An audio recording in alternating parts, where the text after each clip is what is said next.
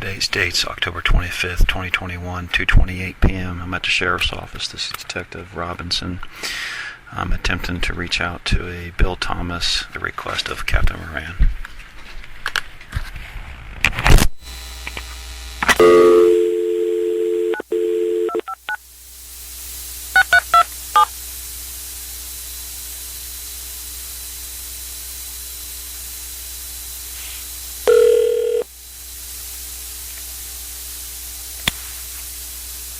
This is Bill. Mr. Thomas, Detective Robinson with the Clermont County Sheriff's Office. I was asked to give you a call, sir. Yes, sir. How are you? Fine, fine. I was calling in regards to a phone call I had received from a Union Township trustee, Mr. John McGraw, last week while I was at work. Approximately 10 a.m. I'd have to go get you the exact time, but it was right around 10 o'clock in the morning. It was a response to a site that I host called Change Clermont, and I had reposted a picture that Mr. McGraw had posted on his campaign website of his son putting a mailer on his own house. And I was addressing the fact that the statement that was made to the public is that we're out campaigning, but the picture reflected the postcard being put in the door of Mr. McGraw's own home. So I reposted that and called it out. Mr. McGraw, that was the point of Mr. McGraw's call, was he called me up and he started the conversation by calling me a piece of shit multiple times. Was very aggressive and very agitated, saying that he was upset that I posted a picture of his son on the internet. Now keep in mind, this was only a direct copy of a picture on his own campaign website, nothing else. So I, asked him, I said, John, aren't you the one that posted the picture? Aren't you the one that put your son? And he, threatened me and said, I'm going to come over to your house and take pictures of your kids and put them on my site. How would you like that? I'm going to come over and take pictures of the front of your house and put stuff on my page. And he started making threats in an attempt to intimidate me to take the picture down. So I said to him, John, I don't have to take the picture down. There's nothing illegal with posting something that you put on your page, calling you out on a lie. And then he proceeded to say, I'm asking you as a father to take it down. And I said, John, you've called me up, you've cussed at me, you've threatened my family, you've threatened my kids, that if I don't take this picture down, that you're going to come over here and do something. But I will take the picture down. I will take the post down. So I did remove the post.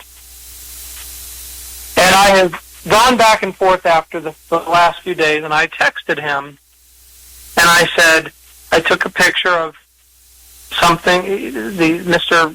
Hicks, which you guys are well familiar with Mr. Hicks, posting stuff about other people's children online, and I said, John, let me go backwards. John did send me a text after I took the picture down apologizing for getting heated. I want to make sure I include that.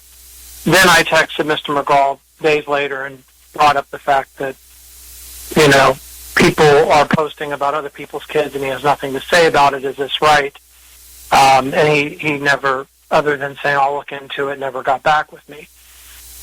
But given the climate of some of the things that have gone on with this Union Township election, with Mr. Hicks's involvement and his ties with Mr. McGraw and some things that have been done, I've decided that I need to make sure I, file a report about this, because quite frankly, when you start threatening people's children to intimidate them to get you to do something, I'm sorry, I find some serious fault in that. So the threat was him coming over, taking pictures of your children and putting them on his website. Correct. And my home as well. My pictures of my kids, my home, if I don't take the picture down. Okay. All right. And quite frankly, there's nothing, this is something that I had spoken with Steve about. It's like, did he physically threaten you? No, he didn't physically threaten me. But let me ask you a question. If I called you up and said, I'm going to come over to your house and sit out front and take pictures of your kids, would you appreciate that much? I mean, I don't necessarily think. I got 2 daughters. One's 13. They just turned 13 and 16. I don't think I would like somebody sitting outside my house taking pictures of my kids. In fact, quite frankly, they probably are going to get something that they don't like if they're out there looking at my kids snapping pictures. So, I don't understand where these people in Union Township, like Mr. Hicks, posting all kinds of stuff about people's kids, and Mr. McGraw threatening residents that they can't do things. I don't understand where these guys keep thinking they're just above the law and they just keep getting away with it. It's at some point somebody has to draw a line in the sand and say, okay, this enough of this nonsense. Somebody's going to end up getting hurt. That's what's going to happen. And then I look at this and I say, I didn't call Union Township because it's pointless. Why would I call Union Township and tell them about the people that they report to the trustees, to the township administrator? Okay, so I'm sorry to interrupt you, Bill, but I just want to kind of just go back to the beginning here. Sure. So John had a photograph of his son, you said? Yeah, putting a flyer or something in his door, his own door. That's correct. So it's a picture of John McGraw's house, which, truth be known, somebody alerted me that was John's house. I had no idea it was John's house. I saw the picture, but I didn't know it was John's house until a resident had messaged me and said, hey, this is, McGraw's got his son putting his own, in that picture, that's John's house. And sure enough, it was. And it was John's son taking, vote for McGraw and putting it in his screen door, like as if they're out campaigning at other people's homes. Right. He's putting it in at his own house. Not that it matters, but do you know what the age of his son is? I believe he's 17, if I'm not mistaken. Okay. Yeah. So, and when may I ask, Bill, what was the purpose of you reposting the photo? The purpose of reposting the photo was to educate people that this is a trustee that's willing to put campaign material out on his site saying he's out campaigning to the residents, but he's actually putting stuff in his own house. It's disingenuous to say you're out campaigning, but you're actually putting the stuff on your own house. I mean, I'm sorry, but that's not telling the truth. Okay. All right. And so it's obviously as you indicated, when you reposted this, he's, looking up on your page, he sees the photograph, he's upset because it's showing his 17-year-old son in the photograph, and then he tries to call you out on it by saying that, what if I come over and take pictures of your children and put them up? That's correct. Okay. All right. Okay. And you said you had when he called you, do you have any recordings? Did you say you had a recording or? No, I don't. Unlike Mr. Hicks, I do not record my phone calls. I kind of wish I had, because, had I recorded this, we wouldn't even be on the phone. He'd be done in Clermont County. You can't call a person and start cussing them out as an elected official, threatening them and threatening their family, and expect to get reelected. If I had a recording, it would have already been out there. Maybe I need to start recording every phone call. I have the technology to do it. I just don't do it. But I do have a text message of him, apologizing for getting heated, but it still doesn't make it right. I mean, the only reason I got the apology was because I took the picture down. I shouldn't have to take a picture down to keep somebody from threatening my kids. I didn't post a picture of my kids out on a campaign website and post pictures of my son out there, doing things like holding my signs up. I mean, his son is active in his campaign. He's out there holding signs up. He's out there, marketing John, all that. Sorry, you put your son in the light in a heated election. At some point, somebody's going to repost something. But that's the difference. I took a picture that was on his public campaign trustee website, John McGraw for trustee, and reposted it on my page and called out just a simple fact, nothing derogatory against his son, nothing about his son other than the fact that this is a man that's saying his team's out campaigning in the public, and he's actually putting this picture out there. This is his own home, and I don't think that's right. So I didn't call him and threaten to sit and stalk his son and take pictures if he didn't do something. That, my friend, is intimidation. Bill, what is your address? 838 Dorjean Lane. Okay. And I have a phone number for you. Is there another number, or is this the best number to call, get a hold of you? No, this is the best number. Okay. And when, just for the timeline, do you know when that photo was posted on his website? I don't. I mean, it's still out there. But he didn't take his down. I took mine down. Okay, so that picture's still up on his website. Oh yeah, it's still out there. I have to go out to his site. But if you go out to John McGraw for trustee and go back maybe a couple of weeks, it's that same picture's out there. Okay, and when did you repost it? I don't know the exact date. It was sometime, I believe, last weekend or last week, and then it was within a couple of days of him calling me. So I want to say maybe Sunday evening, last Sunday or Monday.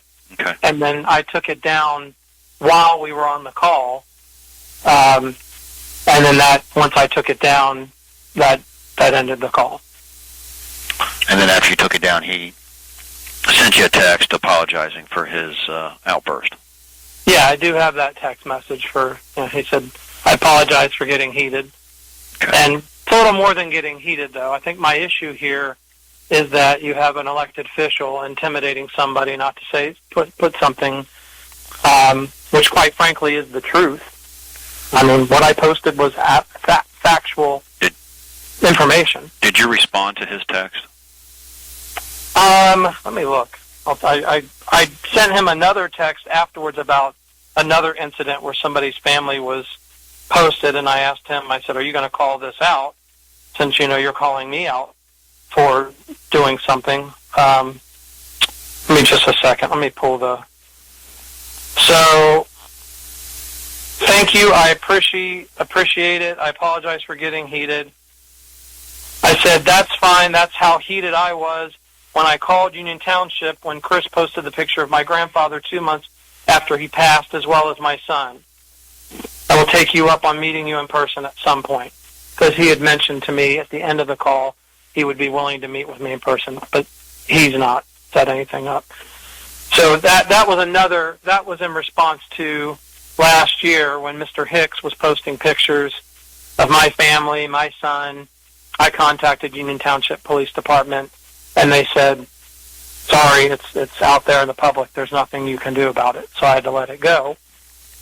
So from what I understand, according to Union Township Police, posting pictures is public game. If you post something on the internet and somebody reposts it, apparently that's okay. So that's where I got that's what that was a response to. And then the only other communication we had was on October 21st. Let's see. So that text from John McGraw was Friday, October 15th. That's when I got the call, the morning of Friday, October 15th. So I'm off on my dates. So the post had to go out probably on either that morning or the night before. So my post was either the 14th or the morning of the 15th. Then he called me around 10 a.m. Okay. So let me ask you, Bill, what are you expecting the sheriff's office to do in this matter of him saying that he was going to come over and take pictures of your children? I guess he was asking, what would you do if I took pictures, or did he say I was coming over to take pictures? No, he said, I'm going to come. You know what I'm going to do? I'm going to come over and take pictures of your kids in front of your house. All right. So, with that said, so what are you expecting the sheriff's office to do in this matter? Well, I think that as you guys have given Mr. Hicks the he called and talked about Mr. Simpson getting his computer hacked. I'd expect the same level of service of an investigator being brought out and interview Mr. McGraw and ask, did you intimidate this person to restrict his constitutional rights to post something? The sheriff's department's objective is to ensure that my constitutional rights are not being violated. If I were to sum it up in one sentence, which you guys are supposed to be there to do, and telling me that I can't post something online or threatening me if I don't take it down, I'd say that pretty much violates my constitutional right, and the oath of the sheriff's department is to uphold that. So, can I go out and repost it again?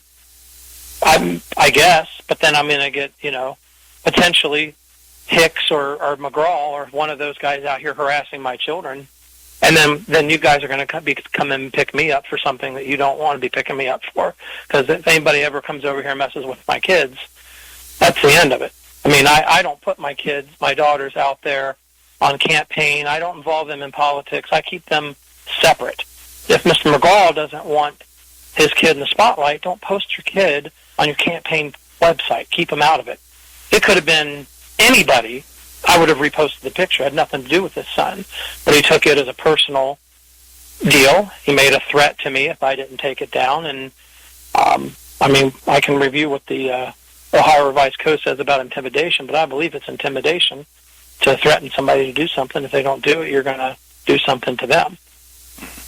Do you have, when you reposted it, do you have, like, a copy of the remarks with the photo that you indicated when you put on there and calling him out? I don't have a copy of it because once you delete it on Facebook, it's gone. But I would venture to say Mr. McGraw probably has a copy of it, knowing him. So you could probably get a copy of it from him. Okay. Well, as of what's going to be happening right now is I'll be generating an incident report, and that will be forwarded on to Captain Moran. Have you spoken with Captain Moran in the past, or have you spoken with anybody here at the Sheriff's Office? You said you talked to Sheriff Leahy. Yeah, I spoke with Sheriff Leahy about, my concerns, and he said if I really had any concerns, I should just file a report, and he said he would make sure somebody calls me back. Okay. The only concern I have, and I've shared this with Sheriff Leahy, is that somebody in that department, and in the Sheriff's Department, I don't know who it is, and it's probably without Mr. Leahy knowing, somebody has a tie to Hicks. Because when I make phone calls I've called the Sheriff's Department for other things, and within an hour or two, there'll be a post on Hicks's website about my involvement. Or somehow he figures out that I'm communicating with the Sheriff's Department. So, I don't know about those past experiences or anything, but if something involves, if you're like lodging a complaint against somebody, maybe like John McGraw or Chris Hicks or anybody, once they're reached out and spoken to about it, I mean, obviously they're going to know who's complaining or what have you. But if you're saying like within the hour or something, I mean, I would find that to be pretty quick. But then again, I wouldn't find that unusual if people are making phone calls, inquiring about the complaint. Yeah, I'll give you an example, and I'm contemplating on doing a records request to find out, to see emails that have flown from people in the Sheriff's Department to Mr. Hicks for a period of time. But I'll give you an example. I called and did a records request on the Simpson computer hacking thing because I found that to be absolutely ridiculous. I have copies of the audio, and I listened to it, and we took the resources and got BCI involved, and what you guys have to understand is Mr. Hicks will call you and create narratives and put things together to make things seem what they're really not, and then get people drug in and get you to arrest them, and then post their mugshot on a billboard on 32, which has happened. That's the kind of person you're dealing with. I called to get information about Greg's being accused of hacking a computer because it's absolutely ridiculous. Greg can barely turn a computer on. And within, I would say, an hour to an hour and a half for no reason, out of nowhere, I was blocked off of Chris's site where I couldn't even read his page any longer. And it was within an hour or two of that records request. So, and that's just one. I mean, I've got several others. When I came down for another thing, and it had gotten out to him, about me. So there's just a lot of coincidences that when I make calls into the sheriff's department or Union Township, Chris finds out about it in pretty much record time. So I'm very cautious about the information I share. Okay. All right. Okay. So going back to what I said was I'll be generating an incident report. Okay. Sure. All right.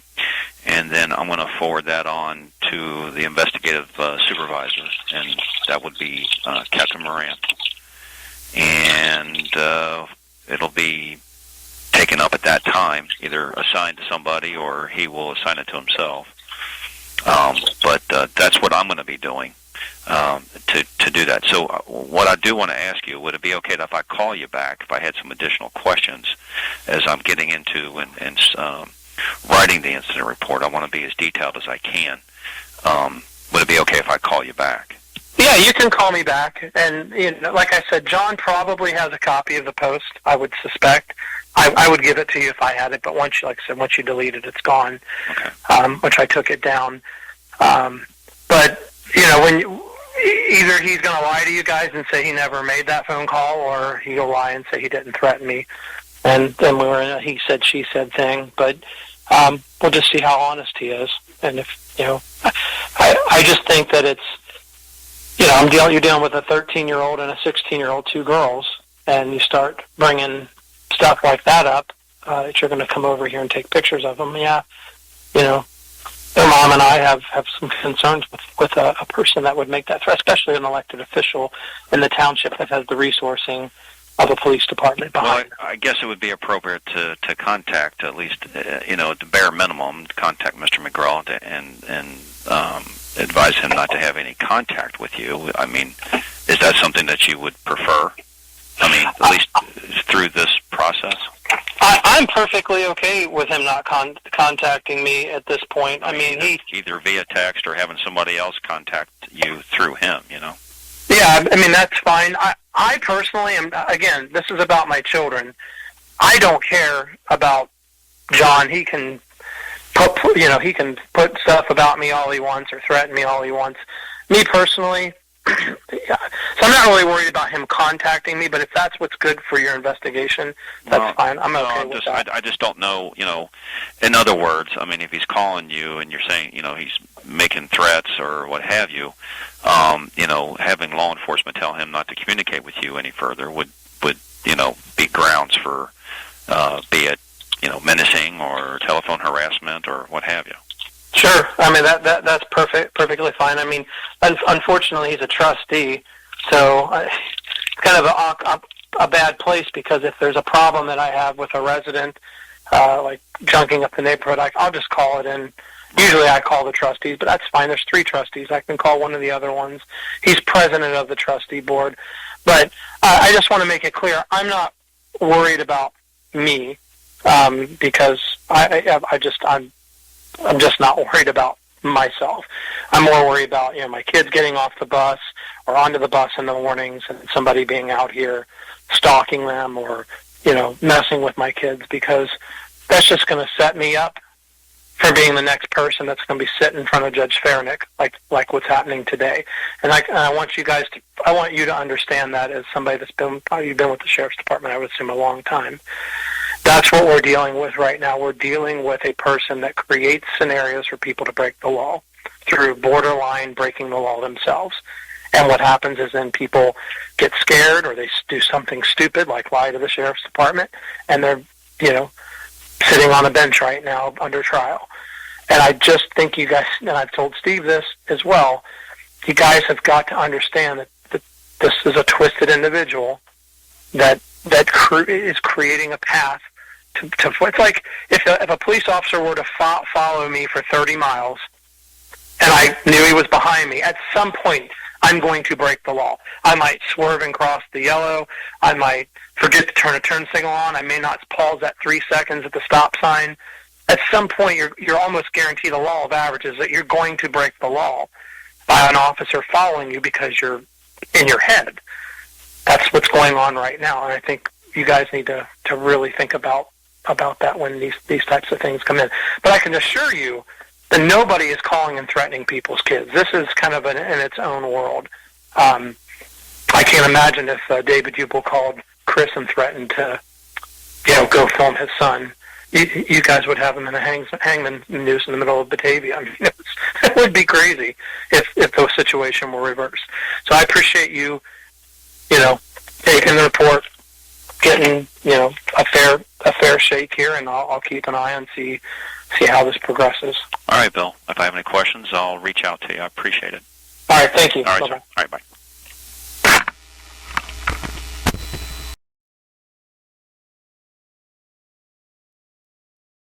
Here's some bonus audio of Party Chair Greg Simpson claiming that he has my computer hacked and monitors all my keystrokes. I think you should resign. You worked against the Democratic Party the whole time. Okay. The whole time. You should. You've run for every Do you office. remember when you said that I didn't give the $15,000 to charity? You didn't. I haven't seen it. How do you know that? Well, because you said you'd give it to me and you never did. What was I supposed to give to you? I said, I want to see it. And you said, okay. And you So remember that in Brown County, remember at the endorsement thing, when you had this boondoggle story about you couldn't be at the State Central Committee meeting, and you told me he had access to my computer and could tell I never gave that. I still do. You still have access to my computer? Anything that you type, write, I knew when you were going to Gallia County before you left. Okay. It's so easy because when you sent me an email, it's called a rope. Okay, a friend of mine who worked at IBM, Yeah. with the technology people. Okay. I went to grade school and high school, and then he went to MIT. Yeah. He knows what he's doing. So he fixed my computer. If anybody sends me something, I can go back over. So you have access to anything I type on my computer? I can do what I want. How do you do that? I'm not going to show you. Why should I show you? Okay. It's real simple, but I appreciate you. I should think about resigning. You Okay. run for every office. No one's going to elect you to anything. Okay. You made a fool out of yourself. And here's Greg Simpson using a play out of the David Jubal playbook, Lying to a Detective. He says he had a conversation with you where you told him that you had access to his computer. And this access is called a rope, and you had a guy from one of your friends from school, it was an MIT person, create all this. Is that, I just got to ask you, is that true? No. Okay. He asked me, if I remember correctly, did I have access to his computer because he felt he was being hacked. I said, I don't know what you're talking about. And he said, you know anything about a rope? I said, I know what a rope is. So it's a rope. Yeah. Evidently, that's when what I found out is, if you send someone an email, they can get back into your computer. I asked somebody. I found that out later on. Okay. That's about it. Okay. Can I play a conversation? He recorded this.